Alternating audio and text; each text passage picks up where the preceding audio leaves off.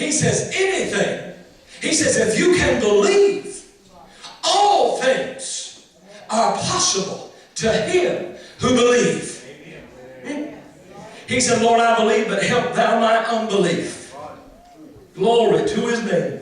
And the Lord cast those devils out of his Son. If you can believe this morning, God can do the impossible. But listen to me, beloved.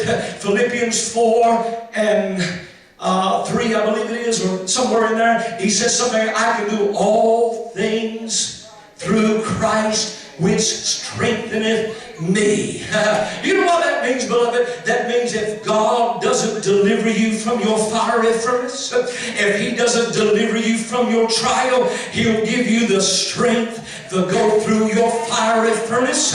He'll give you the strength to go through your trial, because he gives you strength to do all things. The secret is your trust in Jesus Christ. So number one, all things are possible with those that have favor with God. But number two is this: the power of the Most High is with those, Brother Nick, who have favor with God. Mary said, how can this be, seeing I know not a man? I'm still a virgin. I've never been with a man. And the angel said, the Holy Ghost shall come upon thee, and the power of the Most High shall overshadow thee. And some of you this morning might be saying, Lord, how are you going to do it? Lord, I don't see how you're going to do it. And the answer is the same answer that the angel gave Mary. The Holy Ghost is going to move in your life. The Holy Ghost is coming upon you. Those children, I'm looking for the Holy Ghost to fall upon them. I'm looking for the Holy Ghost to move upon them. I'm looking for the Holy Ghost to overshadow this church. I'm looking for the Holy Ghost to move. Some of you need to start looking for supernatural things. Start looking for supernatural things. Number three is simply this: he will bring forth the promise that he has given you to those who have favor. But watch this. The time's coming when he will place you in position to give birth to what he's put in you. It will happen, listen, it will happen automatically. You won't have any control over it. You will just simply begin to labor until you birth what he's put in you. Because it happened like this. There was no place in the inn. And they went out, found a stable. And she brought forth her firstborn son.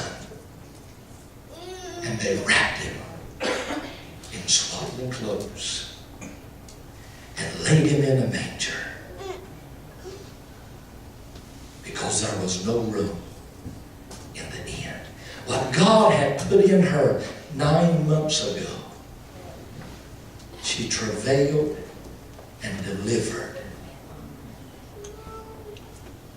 That's what God's going to do for us. It will happen uncontrollably.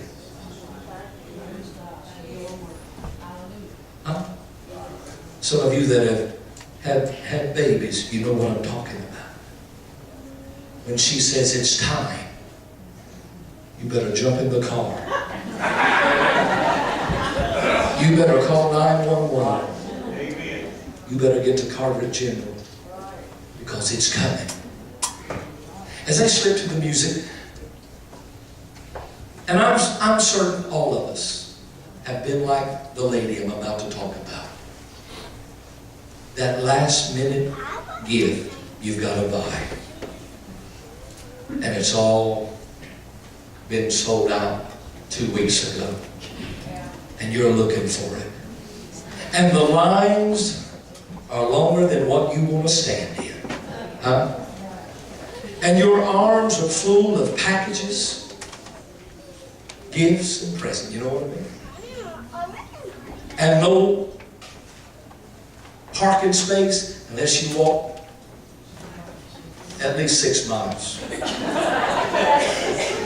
And by now, you're frustrated, mad. I know you're sanctified, Holy Ghost filled, but you're mad. And you're saying, why am I doing all this? And that's how this lady felt.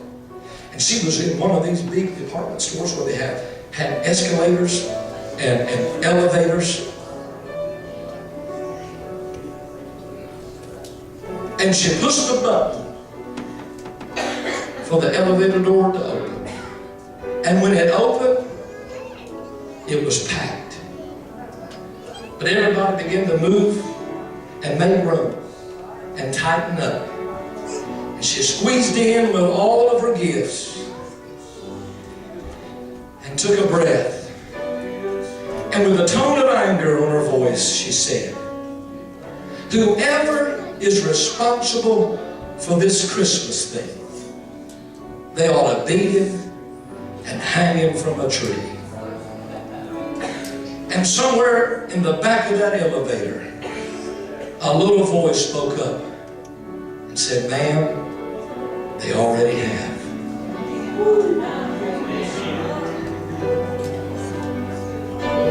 You know who started this Christmas thing? Jesus. That's what they did to him. They beat him.